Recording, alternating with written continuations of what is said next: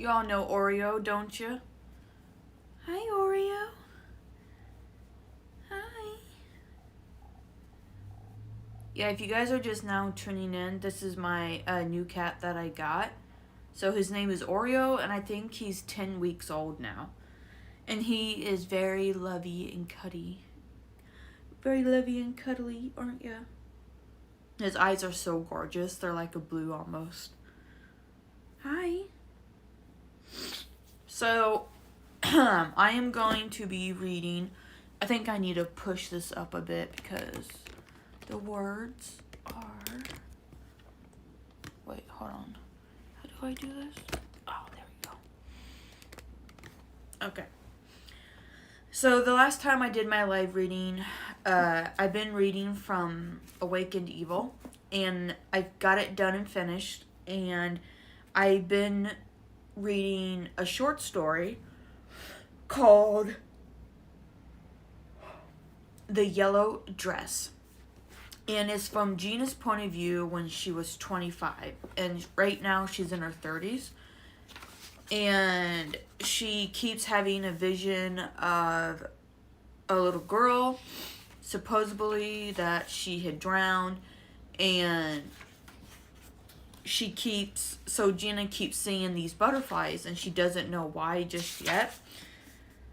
And she got a job at the public library, and now she found out that she had gotten the job. So let me see. So we are actually, there's like 5 pages left of the short story, so it probably won't take long to start reading it. So I'll go ahead and start. Right, Batman? Or I mean Oreo, duh. Oreo. He is so cute. I just love him. Okay. The first day at work, Anne, the manager, showed Gina around the library and the office. Also, where all the young adult and middle grade books were. Also, the adult memoirs and fiction. This might sound weird, but I did draw a map of where all the books are located. If you forget where they were, you can take this with you. Okay, thank you. The whole day, Gina watched and followed Anne to get an idea of how things worked. For a few days, Gina didn't hear or see Jalen. Maybe she moved on and found peace at last. At the end of the day, it was getting close to 8 o'clock p.m. Anne came around the corner and stopped. Hey Gina, I finished checking in all the books. Do you want me to stay longer? No, that's okay. You can head home. I'll finish up here. Okay, see you tomorrow. Have a nice night. You too. As Gina finished checking the numbers on the spine of the books to make sure they were in order on the shelf, she pushed the empty cart down a single pathway. Just when she about turned the corner, she heard a little girl laughing as if she was having a great time. I just think it's weird that every time I get in front of the camera that I'm constantly yawning now. I just think that's weird. Gina paused, gripping the handlebar, staring ahead, waiting to see who else was there. Nobody should be in the building and locked up, unless she forgot to lock the door. Or maybe there was still a mother and a daughter in the building, and Anne didn't realize it. It has happened to Gina once before when she was in the 7th grade, in a room by herself with the door closed. She was reading a thick book about haunted places and how to catch a ghost on film. She was into the photograph, seeing all the orbs and the white mist that she had lost track of time. Gina heard the door shut and lock. She got up and ran to the double doors and looked out into the hallway, where a row of lockers were and the boy and girls' bathroom was. The librarian was already gone and the halls were empty. The scary part was that the library was in fact haunted. She saw and heard things that the other kids and teachers didn't react to, but only her. She did ignore it the most as much as she could. And when she did, things got worse. The ghost would taunt her and call out her name. Since that day until she graduated high school, she never did like libraries. But when she was older and learned how to control her abilities, she faced her fears and overcame it. Gina stopped at the end of the row and peeked past the bookshelves. She looked to her left, then to her right. Nobody there. She pushed the cart to the back side of the desk, where file cabinets sat with DVDs and CDs inside it. Gina went down each lane of books and checked. Nobody was there, or a child. She ignored it and thought to herself maybe she was just tired and needed to sleep. But she knew it was more than just that. After she checked the front door and headed home, she opened the fridge and saw that she needed to get some food for the week. She grabbed her purse and keychain, then checked her wallet to make sure her debit card was in there. She used to set it on the computer, and Socks would take off with it and hide it under the bed or behind the dresser where the rest of the toys were. She called it Socks's stash. She once found a hair tie and a bobby pin. No wonder she was losing hair stuff. Gina got in a car and turned the key. It was almost on E. How did she not know that beforehand? She sighed and pulled out of the driveway and headed downtown. Traverse City was known for the lake shore and its calmness. Gina stopped at a red light and saw people leaving stores with shopping bags in their hands. Groups of women were talking and laughing with each other. People walked their dogs. The light turned green. Gina saw a gas station not too far from the library and her house. She waited for cars to pass by, then pulled in and parked next to the gas pump. She turned the key on buckling her seatbelt and got out. A blue Jeep pulled beside Gina on the other side of the gas pumps. The mother and kids got out of the Jeep.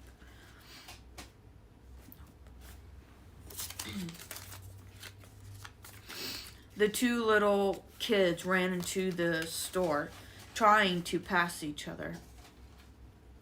The little girl grabbed the boy's arm, laughing. "No running," the mother called back. "Maya, let go of your brother." With one stare at the woman, she looked familiar. Where has she seen her before?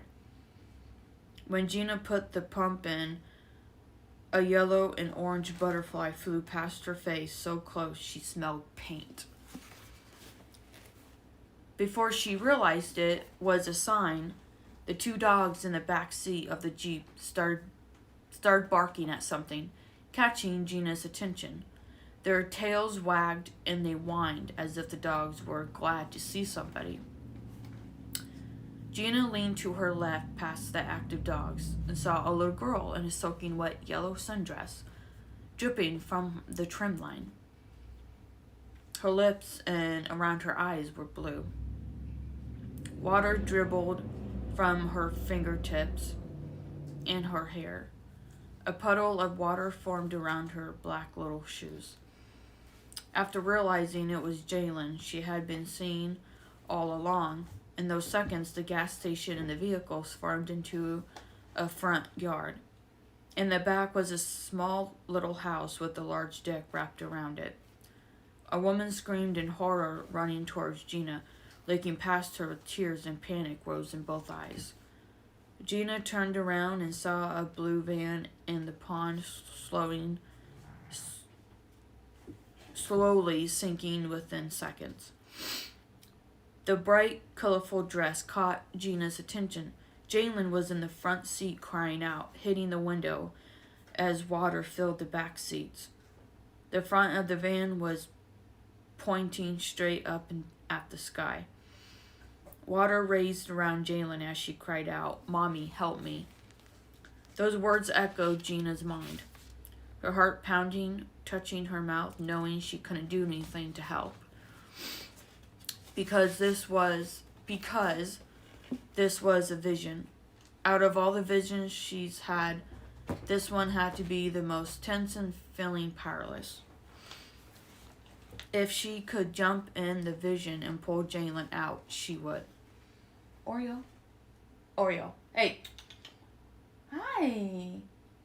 Hi, Mama. My lips are chapped so bad. King and Queen stood by the shoreline, legs in the water, barking and whining, feeling helpless. As fast as the vision came, it stopped. She realized Jalen was trying to show her how she died. Gina knew she couldn't ignore her and leave. She would follow her. That's what happened when the human eye could see the dead. Everywhere the person went, there was usually a dead person waiting to send their loved ones a message. Gina went inside and stopped at the door as it closed behind her. The two little kids ran past her, chasing each other, giggling and laughing. "Stop running in the store." The dad called from the back, "I mean it, Maya." The little boy laughed as Maya chased him from behind, trying to grab his shirt. The vision was right, thinking back to the first one of Maya and her brother. Wayne, in the living room watching TV, she recognized them. They were Jalen's younger brother and sister. Gina walked over to the candy alley and stopped. She stared at the chocolate bars, then the mints. A cold, wet hand tugged at her fingers, distracting her. It was Jalen. Her hair was soaked and stuck to her cheeks. Her dress wet, and her sad eyes looked up at Gina. Gina blinked and she was gone. She rubbed her fingers together, then looked up. Jalen stood by her dad at the front counter. "It's chilly in here," the dad managed to say, rubbing his arm. Once he paid, he left with the kids and walked out to the Jeep. Gina laid 320s on the counter to pay for the gas and looked back outside. Jalen followed behind her dad, looking back at Gina. She took the cash from the cashier and headed out to her car. She opened the driver's side and stopped. If Gina didn't do anything, then Jalen would keep showing up and following her around until she did something. She closed the door as the two dogs continued to bark. "Everybody in the Jeep," heard the dad said. "King," he said, rubbing his neck. "Shh. Queen, calm down." Sir," Gina said, walking over as the couple turned around. All the kids piled up in the back seat with King and Queen. "I'm sorry. I'm Gina. I know this might sound crazy to you because we don't know each other. I'm a psychic and a medium.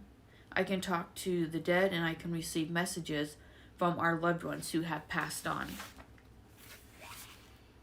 For a moment, Jalen's colorful aura that outlined her body distracted Gina. The couple just stared at her like, what do we say to that? "Okay," the dad said. "What's on your mind?" At first, Gina hesitated because she didn't want to upset the mother. It's happened before. "Did you have a little girl that drowned in a pond?" she asked. "Was her name Jalen?" The kids in the back looked straight at Gina. The mother gasped and covered her mouth with a hand. Tears filled her eyes instantly as she sobbed and then nodded. "She drowned about a month ago. We were getting ready for a camping trip. I saw the van in the pond from the kitchen window. I tried to save her," she sobbed. The water kept filling up in the van. I know. Jalen showed me what happened. I saw her standing over there by the Jeep a little bit ago. The dogs were reacting to her. The mom nodded. We know when she's around because of the dogs barking and the butterflies. So the butterflies were a sign of her.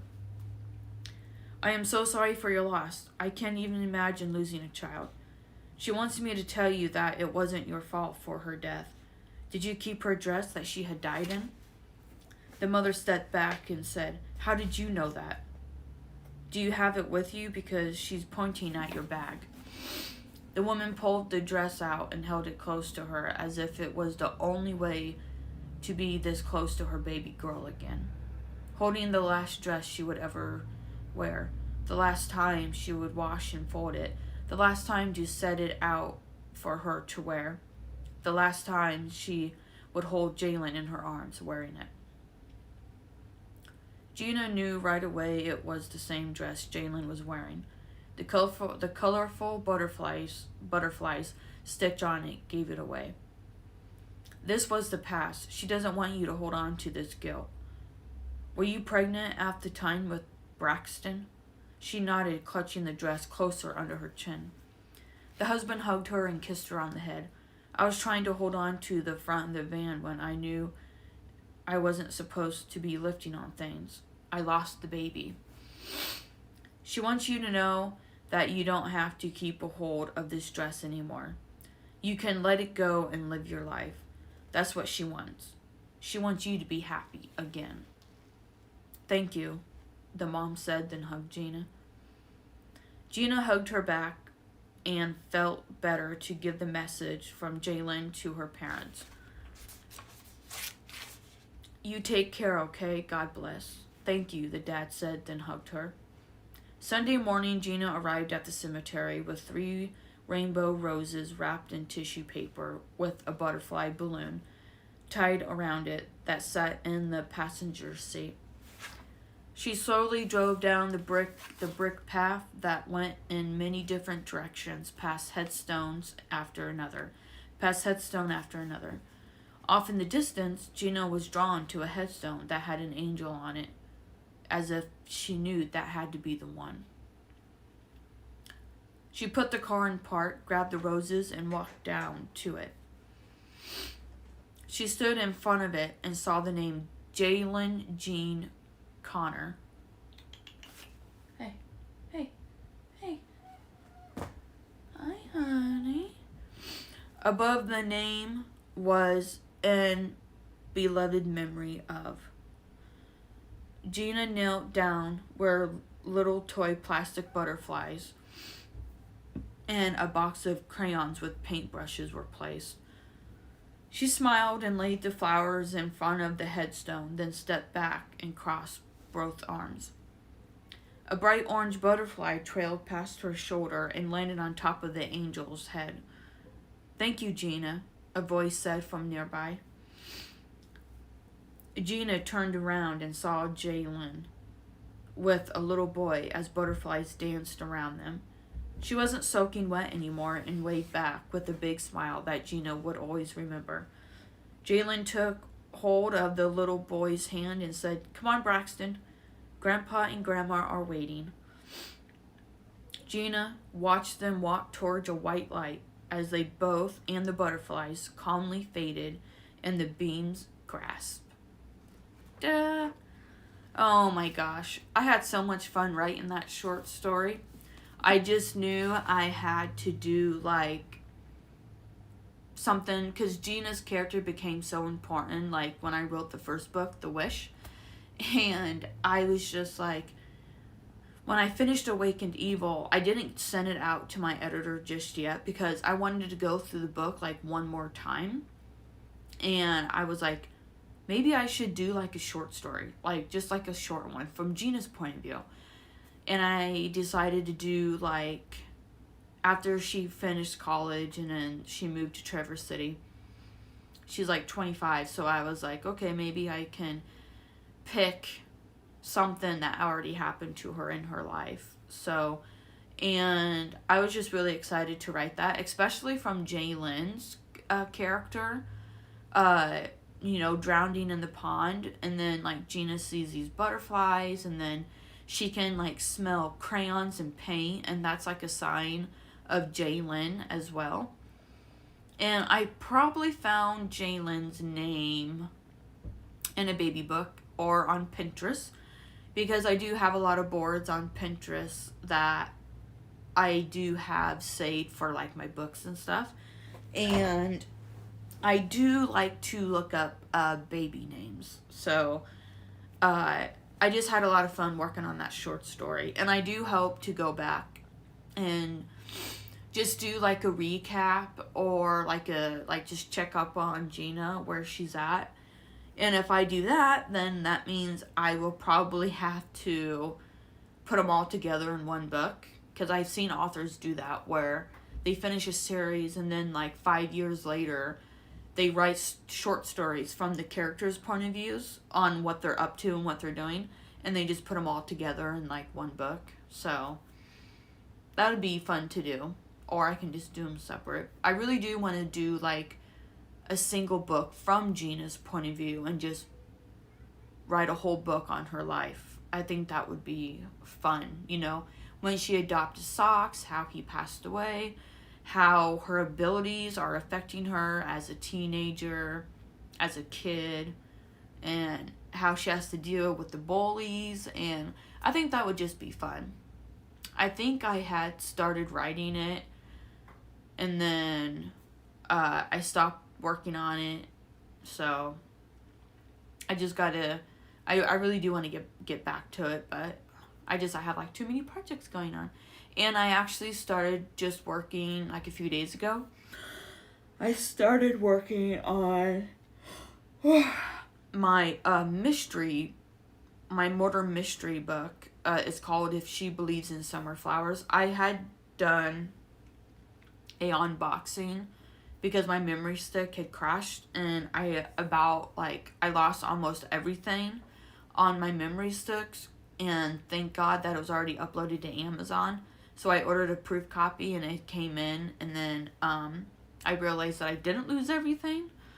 So I'm working on my second book in my fantasy adventure series, and I'm working on my murder mystery book.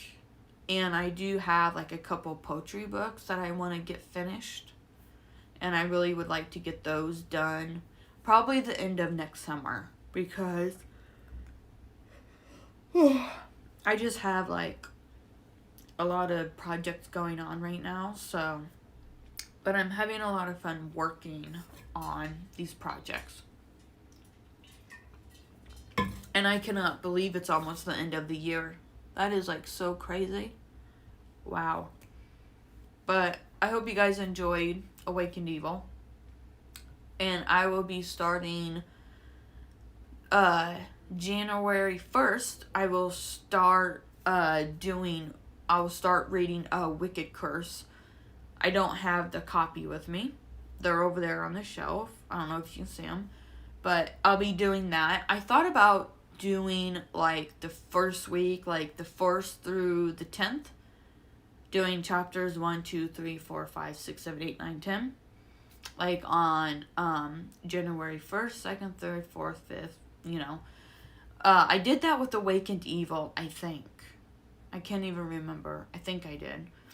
So I thought about maybe doing that. So from Saturday, probably clear to next Saturday is what I'm guessing. I don't know, Saturday to Saturday.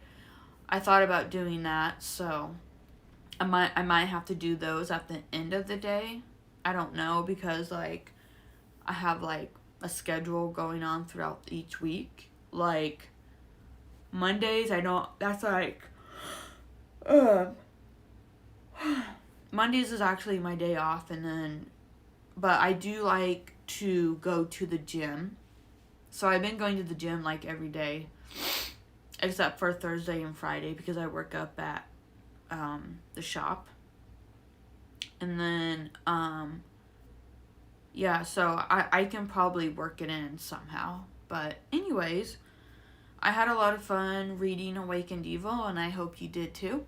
And starting this Saturday, yeah, I just had to make sure, like, Saturday's January 1st.